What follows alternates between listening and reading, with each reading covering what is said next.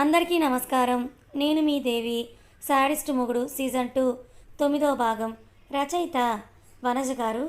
అయాన్ని సైడ్కి తీసుకొచ్చి పట్టుకున్నారు కశ్యప్ ఇంకా అజిత్. ఏమైంది? వెళ్ళి డిన్నర్ చేసి రండి, ఇంటికి వెళ్ళిపోదామని అయాన్ అంటే ఒక్కసారి జానకితో మాట్లాడాలని ఉంది అని ఇద్దరు అంటే తను జానకి కాదు సీత, తన వాళ్ళ మదర్తో వచ్చింది. ఈసారి ఆఫీస్లో పరిచయం చేస్తానని అయాన్ అంటే అప్పటి వరకు ఉండలేము ప్లీజ్, ఒక్క మాట మాట్లాడి నువ్వు అని రిక్వెస్ట్ చేశారు. వాళ్ళిద్దరూ కూడా దూరంగా కనబడుతున్న తెల్ల ఫ్రాక్స్ పిల్లల్ని చూసి ఇక్కడ ఉన్నారా వీళ్ళు అని సీత వెళ్తూ ఉంటే కింద పడిన పాపని పైకి లేపి ఎత్తుకున్నాడు ఏఆర్. ఆ పాప ఐస్ క్రీమ్ కోసం ఏడుస్తూ ఉంటే పక్కన వెళ్తున్న వెయిటర్ ట్రేలో నుంచి ఫ్రెష్ ఐస్ క్రీమ్ తీసి ఒక స్పూన్ తినిపించాడు ఏఆర్.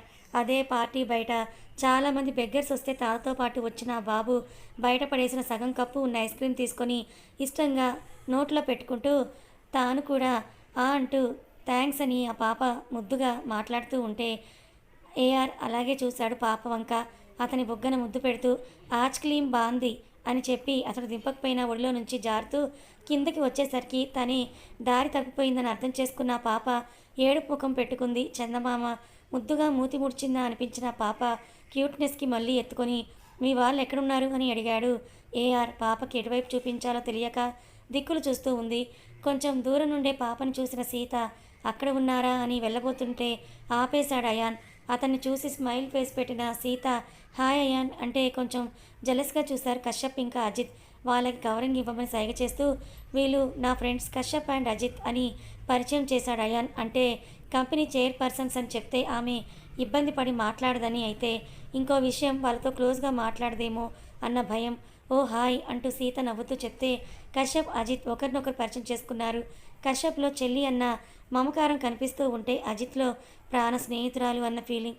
కానీ ఆమె రూపం మాత్రమే అది కదా, మనిషి కాదు అనే వాస్తవంలోకి వస్తూ డిన్నర్ చేశావా అని అయాన్ అడిగితే ఇంకా లేదు అయాన్, ఒక పాప కనిపించడం లేదు, వెతకడానికే వచ్చాను, మీరేమైనా తనను చూసారా అని అడిగేది సీత.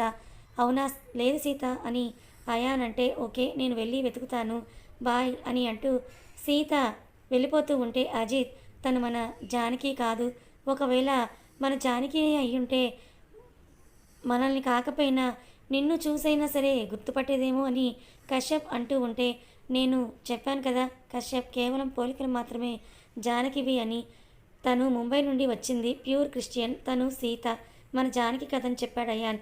కాస్త దూరంలో కనిపించిన ఇద్దరు పిల్లల దగ్గరికి వెళ్ళిన సీత అప్పటికే ఏఆర్ పాపను ఎత్తుకొని వాళ్ళ గ్రూప్ ఎవరైనా కనిపిస్తారేమోనని అటు చూస్తూ ఉంటే ఎక్స్క్యూజ్ మీ అని తీయగా స్వరం వినిపించేసరికి అటువైపు చూసిన ఏఆర్కి సీత కనపడింది. పాప అని ఏఆర్ చేతిలో ఉన్న పాపను సీత తీసుకోబోయేంతలో సీత బ్రాస్లెట్ ఏఆర్ వాచ్ పాప నెట్టెడ్ ఫ్రాక్లో చిక్కుకొని ఇద్దరి మధ్య పాపని బంధించేశాయి. అయ్యో సారీ చూసుకోలేదని సీత అంటూ ఉంటే ఏ ఫీలింగ్ లేకుండా చూశాడు ఏఆర్. ఆ పాప సీతని గుర్తుపట్టి ఆమె దగ్గరికి వచ్చైపోతేంతలో ఏఆర్ కొంచెం గట్టిగానే పట్టుకొని పాపను ఎదుటన చిన్న ముద్దు అద్ది సీతకు వదిలేశాడు. సీత మీదకి చేరింది. కాస్త తిరిగి ఏఆర్కి రిటర్న్గా కిస్ బుగ్గ మీద పెడుతూ థ్యాంక్ యూ అంకుల్ అని చెప్పి నవ్వితే సీత ఇంకోసారి ఏఆర్ వంక స్మైల్ వేస్తూ చూసి వెళ్ళిపోయింది. ఆ నెక్స్ట్ సెకండ్ గాలి కూడా ఊపిరాడినంతగా ఏఆర్ పిడికిలి బిగుసుకుంది. ఇంకా పార్టీ 70% అయిపోయేసరికి కొంతమంది రిటర్న్ అవుతూ ఉన్నారు. కశ్యప్ ఇంకా అజిత్ తమకి తెలిసిన బిజినెస్ పర్సన్స్తో మాటల్లో ఉంటే అయాన్ ఒక జ్యూస్ గ్లాస్ తీసుకొని ఏఆర్ దగ్గరికి వెళ్ళాడు. హాయ్ అని అయాన్ ఏఆర్ని పలకరిస్తే అతనికి ఒక లుక్ ఇచ్చి హలో అని అన్నాడు ఏఆర్.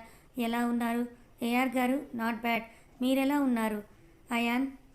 జితేంద్ర గారు అని ఏఆర్ అడిగితే నాట్ గుడ్ అని అయాన్ అంటే కళ్ళు చిన్నవి చేసి చూశాడు ఏఆర్.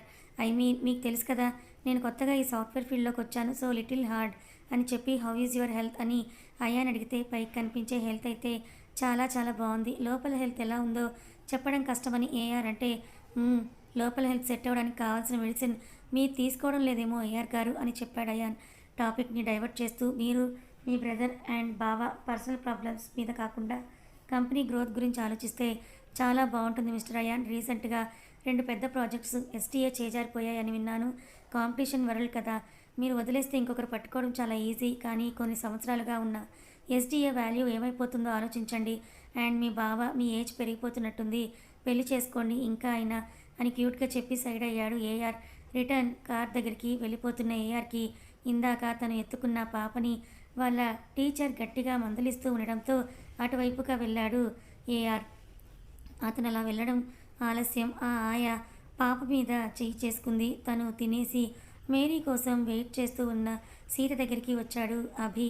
ఐస్ క్రీమ్ లాగిస్తున్న సీత తన ముందు నిలబడిన బక్క పర్సనాలిటీని చూస్తూ ఎవరితను అన్న ముఖం పెట్టి మళ్ళీ ఇందాక అవార్డు వచ్చిన అతను కదా అనుకుంటూ లేచి నిలబడింది. హాయ్ అండి అని అభి పలకరిస్తే ఫస్ట్ ఇంప్రెషన్లో డాష్ ఇచ్చి సెకండ్ ఇంప్రెషన్లో బెస్ట్ బిజినెస్ అవార్డు తీసుకున్న మంచి అనిపించిన అభి తన ముందుకొచ్చి హాయ్ చెప్పడం ఏంటో అనుకుని అతని వంక చూస్తూ ఉంది సీత. అటు అభికి కూడా ఏం మాట్లాడాలో తెలియక తడబడుతూ మధ్య మధ్యలో సీతని చూస్తూ ఉంటే ఆమెకి కాస్త డిస్కంఫర్ట్గా అనిపించింది. చెప్పండి అని సీతని అనడంతో ఐ మీన్ ఏం లేదు, ఆహా ఉంది అని ఏదేదో తత్తర్లాగా మాట్లాడుతున్న అభిని వియర్డ్గా చూసింది సీత. ఆమె ఫేస్ని చూసి తల కొట్టుకొని హాయ్ అండి అని అభి అంటే అది ఇందాక చెప్పేశారండి అంది సీత నవ్వు ఆపుకుంటూ. ఓ సారీ సారీ, నా పేరు అభి అండి, ఇందాక డాష్ ఇచ్చినందుకు సారీ అని అభి అంటే ఇది కూడా అప్పుడే చెప్పారు కదా అభి గారు అని అంది సీత. ఈసారి నిజంగానే ఆమె ముందు తల కొట్టుకుంటూ ఉఫ్ మీ పేరు తెలుసుకోవచ్చా అని అంటే ఇందాక స్టేజ్ మీద పిల్లలకి హెల్ప్ చేస్తున్నప్పుడు చాలా క్యూట్గా ఉన్నారు కదా, చాలా బాగా అనిపించింది, జస్ట్ తెలుసుకుందామని అడిగాను అంతే అని అభి అంటే నా పేరు సీత అండ్ థ్యాంక్ యూ అని సీత అంటే మీరేం చేస్తుంటారు, ఇక్కడ హైదరాబాద్లోనే ఉంటారా అని అభి అడుగుతుంటే అక్కడికి వచ్చిన మేరీ సీత ఇంకా వెళ్దామా అని అడిగింది. హా మమ్మీ అంటూ అభికి ఏం ఆన్సర్ ఇవ్వకుండా సీత వెళ్ళిపోతూ ఉంటే కొంచెం నిరాశ ఫేస్తో చూశాడు అభి. పాపని మందలిస్తున్న ఆయా దగ్గరికి వెళ్ళాడు ఏఆర్. అతను వెళ్లేలోపే ఆమె చేయి కూడా చేసుకుంది పాప మీద. హలో అని ఏఆర్ బేస్ వాయిస్తో అడిగితే అతన్ని చూసి కొంచెం జడుస్తూ పాపని పట్టుకునే చేయి వదిలేస్తే అక్కడ మొత్తం పాప చేయి ఎర్రగా అయిపోయి ఉంది. దాంతో ఏఆర్ కోపం ఓ రేంజ్లోకి వెళ్ళిపోతే జనరల్గా ఎవరి మీద చేయి వెయ్యని ఏఆర్ ఆ ఆయాని లాగిపెట్టి ఒకటి పీకాడు. చిన్నపిల్లని ఇలా ట్రీట్ చేయడానికి బుద్ధి లేదా నీకు అంటూ పాప ముందు ఏఆర్ని డౌన్ అయితే అతనికి దగ్గరగా జరుగుతూ ఆయా వంక భయంగా చూసింది పాప. సార్ ఈ పాప చాలా అల్లరి చేసింది, ఒక చోట ఉండట్లేదు, మళ్ళీ వేసుకున్న ఫ్రాక్ని చింపేసుకుంది అని ఆ ఆయా చెప్తూ ఉంటే చిన్నపిల్లలు అన్నాక అలాగే చేస్తారు, వాళ్ళని చూసుకోవాల్సిన బాధ్యత మీదే కదా, మీకు జీతం ఇస్తోంది అందుకోసమేనేమో అనుకుంటా అని ఏఆర్ సీరియస్గా అడగడంతో అందరూ నీతులు చెప్పేవాళ్ళే, చేసే వాళ్ళకే తెలుస్తుంది, అంతగా భరించగలను అంటే మీరే తీసుకెళ్ళి ఒకరోజు పెంచుకోండి తెలుస్తుంది అని అంటూ ఆ ఆయా గొనగడం విన్న ఏఆర్ నీ ట్రస్ట్ బ్రాంచ్ నేమ్ ఏంటి అని అడిగాడు. తన ఉద్యోగం ఇంకా ఉష్కాకి అనుకున్న ఆయా బ్రాంచ్ నేమ్ని చెప్పదు. ఇంకోసారి చంప పగులుతుందని ఏఆర్ అనేసరికి బ్రాంచ్ నేమ్ చెప్పిన ఆయా పాపని జాగ్రత్తగా తీసుకొని వెళ్ళిపోయింది. ఏఆర్కి కోపం ఆగడం లేదు. అందుకే ఒక దమ్ములాగి సల్మాన్ కాసేపు అక్కడే ఉండి వెళ్ళడానికి పార్కింగ్లో ఉన్న తన కార్ తీసుకొని రోడ్డు మీదకి వచ్చాడు. అప్పటికే టైం 10:30 అవుతోంది. పిల్లలందరూ తమ ట్రస్ట్ వాళ్ళతో పంపించేశాక అమ్మ కూతురు బయటకు వచ్చారు. అమ్మ నిద్ర తెగ వస్తోందంటూ మేరీ మీద పడిపోతున్న సీతని ఆపుతూ ఆటో బుక్ చేయవే, ఇంటికి వెళ్ళిపోదామని మేరీ అంటుంటే ఊబర్ ఓలా ర్యాపిడో అన్నీ ట్రై చేసినా ఏవీ బుక్ అవ్వకపోవడంతో ఎలా మమ్మీ అనుకుంటూ ఏవైనా ఖాళీ ఆటోలు కనపడినా రెంటల్కి వెళ్ళిపోదామని చూస్తున్నారు ఇద్దరు. కానీ అది కొంచెం రిచ్ ఏరియా కాబట్టి ఖాళీ ఆటోలు కాదు కదా, ఖాళీ క్యాబ్లు కూడా రాకపోవడంతో ఎలారా ఇప్పుడు అనుకుంటూ ఉంటే తన ముందుకొచ్చి ఆగింది ఏఆర్ కార్. అతడు అడగడు, సీతకి హెల్ప్ అడగాలి అన్న థాట్ రాదు. ఇద్దరూ అలా ఉండగానే జ్వాల అభి వెళ్తున్న కార్ సీతని చూసి ఆమె ముందు ఆపాడు అభి. సీతగారు ఏమైంది, మీకేమైనా హెల్ప్ కావాలా అని అతను అడగడంతో ముఖం కొంచెం మంచిగానే ఉండటంతో క్యాబ్ బుక్ అవ్వడం లేదండి, అందుకే చూస్తూ ఉన్నాం అని సీత చెప్తే అవునా, మీరేమనుకోకపోతే నేను లిఫ్ట్ ఇవ్వనా సీతగారు అంటే ఇప్పటికే చాలా లేట్ అయింది కదా, అంత సేఫ్ కాదు అని అభి అంటే జ్వాల అభి ఇలా ముక్కు ముఖం తెలియని లో క్లాస్ వాళ్ళకి మనం లిఫ్ట్ ఇవ్వాలా అని అంది. అది వినపడిన సీత పర్లేదు అభి గారు మేము వెళ్తామని చెప్పింది. ఇంకేం చేయలేక జాలీగా చూస్తూ కార్ స్టార్ట్ చేసుకొని వెళ్ళిపోయాడు అభి విత్ జ్వాల. అజిత్ మనం వెళ్ళి డ్రాప్ చేద్దాం పదా అంటూ అయాన్ అంటూ ఉంటే నువ్వు డాక్టర్ కాబట్టి నీకు ఇలాంటి వాటిలో నాలెడ్జ్ లేదు, జరిగేది చూడు అంటూ దూరంలోనే ఆగిపోయారు త్రిమూర్తులు. కానీ ఏఆర్ కార్ మాత్రం అక్కడే ఉంది. ఏఆర్ కార్ గ్లాస్ తెంచి మేరీని చూస్తూ రెండమ్మా నేను డ్రాప్ చేస్తాను, మీరు ఎంత టైం అని వెయిట్ చేసినా ఇక్కడ అంత ఫాస్ట్గా నార్మల్ క్యాబ్స్ ఆటోస్ రావని ఏఆర్ చెప్పడంతో అతని సంస్కారానికి కొంచెం నచ్చి లైవ్ లొకేషన్ని ఆన్ చేసుకొని వెనక సీట్లో కూర్చుంటే ఆమె పక్కనే వెళ్ళి సీత కూడా కూర్చుంటున్న తనని ఉద్దేశించి నేను డ్రైవర్ లాగా తమరు ఓనర్ లాగా ఉండాలా అని అతను అడగటంతో ఏఆర్ ఇంటెన్షన్ అర్థమైన సీత రుసరుసలాడుతూ కార్ దిగి ముందుకు వచ్చి ఫ్రంట్ సీట్లో ఏఆర్ పక్కనే కూర్చుంది. కశ్యప్, అజిత్, అయాన్ హైఫై ఇచ్చుకున్నారు. ముగ్గురు కూడా అది చూసి ఒకరికొకరు ఏంటి ఇప్పుడు ఈయన గారు చెప్పింది నేను వినాలా అని మనసులో సీత అనుకున్నప్పటికీ అది బయటకు చెప్పలేక ఏఆర్ అడగగానే వెళ్ళి కూర్చుంది సీత.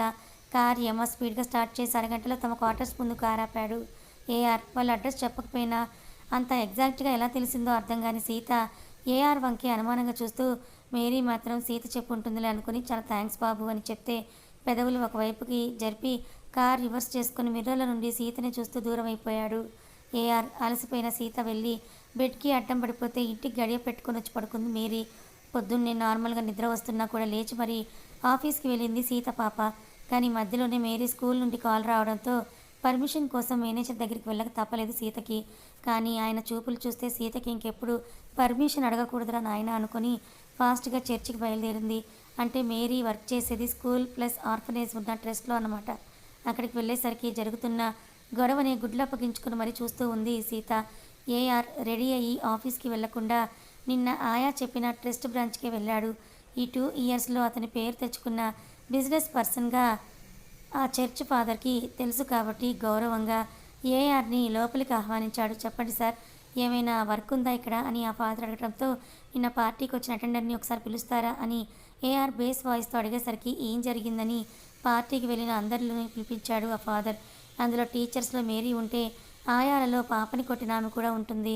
ఆమెను చూసి కోపం ఆపుకున్న ఏఆర్ని చూసి నాకు ఇంకా చావే అనుకున్న ఆయా ఏమైంది సార్, నిన్న మీకు ఏమైనా ఇన్కన్వీనియన్స్ జరిగిందా అని అతను అడగటంతో నథింగ్ అని చెప్పి కూర్చున్నవాడు పైకి లేచి ఆ ఆయా దగ్గరికి వెళ్ళి ఓపిక పిల్లల మీద ప్రేమ ఉన్న వాళ్ళని మాత్రమే పిల్లల్ని చూసుకోవడానికి హైర్ చేసుకోండి, ఇలా పిల్లల్ని కొట్టే వాళ్ళని కాదు, ఈమెని ఇక్కడ తీసేసి వేరే వర్క్లో అలాట్ చేయండి అని ఏఆర్ చెప్పేసరికి హాయిగా పిల్లల మధ్య ఫ్యాన్ కింద ఉండొచ్చు, పిల్లల స్నాక్స్ దొబ్బేయొచ్చు అనే జాబ్ నుండి పీకేసి నందుకు బాధపడుతూ మొత్తానికే తీసేయనందుకు సంతోషిస్తూ తలదించుకుంది ఆయా. ఇలాంటి వారు ఉన్నారు కాబట్టి ఇంత చెప్తున్న ఫ్రెండ్స్ ఇంకా ఆమెతో అనవసరం అనుకుంటూ నేను ఒక పాపని దత్తత తీసుకోవాలనుకుంటున్నానని చెప్పాడు ఏఆర్. దాంతో చర్చ్ ఫాదర్ రోజుల నెలల పిల్లల్ని తెప్పించి ఎవరు కావాలో చూసుకోండి సార్ అని వినయంగా చెప్తే వీళ్ళు కాదు ఫాదర్, గార్డెన్లో గడ్డం కింద చేతులు పెట్టుకొని అక్కడున్న రోజ్ ఫ్లవర్స్ని చూస్తూ ఉన్న ఒక పాప వైపు వేలు పెట్టి చూపించాడు ఏఆర్. కథ కొనసాగుతుంది. మరి ఏఆర్ దత్తత తీసుకోవాలనుకున్న ఆ పాప ఎవరు, ఎందుకు ఏఆర్కి ఆ పాప మీద అంత ఎఫెక్షన్ ఏర్పడింది, మరి ఏఆర్కి ఆ పాపకి ఏమైనా రిలేషన్ ఉందా, మరో పక్క సీతకి ఏఆర్కి మధ్య ఉన్న రిలేషన్ ఏంటి, సీత చెప్పకుండానే ఏఆర్కి సీత ఇల్లు ఎలా తెలిసింది, నిజంగా సీత జానకియేనా, మరి సీత జానకి అయితే ఏఆర్తో కలపాలని వీళ్ళు ముగ్గురు ఎందుకు అనుకుంటున్నారు, తెలుసుకోవాలనుకుంటే ఛానల్ని సబ్స్క్రైబ్ చేసుకొని ఫాలో అవ్వండి. కథ నచ్చితే లైక్ చేయండి. Thank you so much.